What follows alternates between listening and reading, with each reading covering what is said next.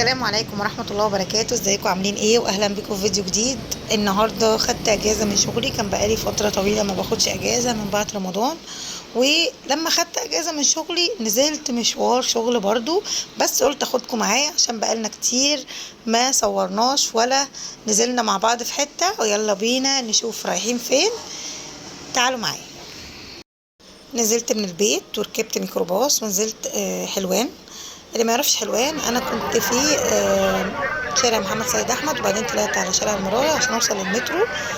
طبعا انا سبت لكم الصوت عشان تتخيلوا، بس وطيته والله عشان تتخيلوا حجم المعاناة اللي الواحد بيعانيها لما كنت شغالة وبروح كل يوم وبركب المترو. المكان زحمة جدا جدا وصوت الناس عالي جدا. هنركب الخط الاول اللي هو حلوان المرج، وهننزل في محطة ونبدل للمترو الخط الثالث اللي هو الخط الاخضر. هركب حوالي 30 محطة. مش عارفة انا عملت في نفسي كده ليه، بس كنت حابة المغامرة. كان بقالي كتير قوي ما نزلتش، شغل وبيت شغل وبيت، وحبيت ان انا اخرج بره. يعني موضوع ان انا من الشغل للبيت ومن البيت للشغل ده، فقلت اخرج معاكم. ركبت المترو وبوريكم دلوقتي احنا هنركب كام محطة. هننزل محطة جمال عبد الناصر، تمام. من حلوان لجمال عبد الناصر 22 محطة، ولسه هننزل نغير في جمال عبد الناصر علشان نركب الخط التاني. ركبنا المترو ونزلنا جمال عبد الناصر، وده المحطة اللي هننزل فيها اللي هي اسمها هارون. فتقريبا دي كمان 13 محطة، فيعني 34 محطة تقريبا يعني. الخط التالت نزلت عشان اغير، اللي هو اتجاه عدلي منصور، وهننزل محطة هارون، تمام اهو زي ما انتوا شايفين. طبعا عايزه اقول لكم ان نزلنا سلم كتير قوي قوي قوي، تقريبا 3 ادوار تحت الارض علشان نوصل للخط التالت. كده وصلنا محطة هارون، تمام. وهنطلع بره وتعالوا معايا هنروح فين النهارده وايه مشوار الشغل اللي انا رايحاه. طبعا الزحمه والمترو والبتاع، انا كل شويه الطرحه تتبهدل مني. فلا لا كان مشوار صعب جدا اليوم ده، بس انا كنت حباه يعني، كنت مبسوطه.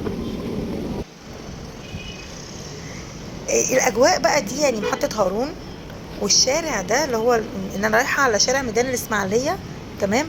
انا حاسه ان انا روحت الاماكن دي قبل كده، بس مش فاكره امتى. يعني انا مش فاكره امتى بصراحه، بس انا فاكره المكان ده روحته قبل كده. طبعا انا رايحه النهارده على الوصف بتاع زمايلي ان انا هروح همشي ازاي يعني وكده، ومش عارفه الطريق. يعني انا اساسا ماشيه مش عارفه الطريق. حتى اول لما هطلع على الشارع كده هبدا اسال الناس، بس انا مش مصوره طبعا. هبدا اسال الناس، لما قفلت الكاميرا بدات اسال الناس على الشارع ده اسمه ايه وفين. بس ومشيت بقى. ده ميدان الاسماعيليه. انا طالعه على ميدان الاسماعيليه، طالعه من شارع هارون على ميدان الاسماعيليه. وزي ما بقول لكم انا مش عارفه الطريق، يعني انا مش عارفه انا رايحه فين ولا جايه منين. انا ماشيه على الوصف، همشي قد ايه لسه ما اعرفش. متغيبه انا بقالي شويه عن القناه، بس والله ربنا يعلم كنت مشغوله قد ايه الفتره اللي فاتت. حتى الاجازات يعني اجازه الاسبوع ما كنتش باخدها. فانا عندي كذا قصه وقصص مبعوتالي من شهر يناير، بس انا مش عارفه احكيها لان مفيش وقت اصور.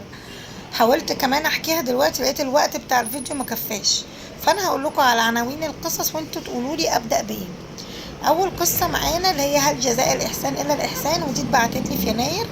وتاني قصة معانا غدر الأصدقاء. كنت أنا يوم رأس السنة عملت لايف عن غدر الأصدقاء. كنت أنا ملدوعة من واحدة كنت بعتبرها صديقة ليا، فأحد المتابعات كلمتني وقالت لي أنا كمان عندي قصة وياريت تنزليها، وإن شاء الله هنزلها. وتالت قصة عن أصحاب العمل اللي بياكلوا حق الناس اللي شغالة عندهم. دول الثلاث قصص معانا اللي ايه اللي انا ان شاء الله ان شاء الله باذن الله عايزه احكيها لكم. قولوا لي ابدا بايه فيهم وانا احكيهم كلهم باذن الله. قولوا لي ابدا بايه فيهم. انا طبعا ماشياكوا الشارع معايا بجد. المباني القديمه والتراث القديم. بصوا المباني عامله ازاي، يعني بجد في شوارع حلوه كتير قوي في مصر. ولا الهدوء، والله الشارع بجد في منتهى الجمال. ماشيه بقى بدور وبدور وبدور بتفرج كده لقيت ايه، بصوا لقيت اهي في ظهري. يلا بينا.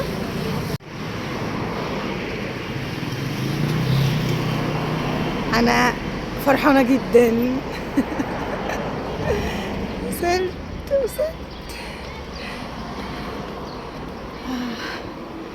ده فرع الشركه بتاع مصر الجديده.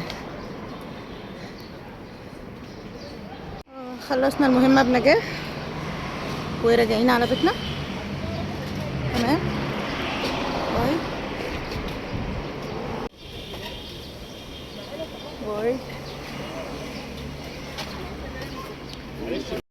كنت في شركة إيكواي بقالي 3 شهور عضوة فيها.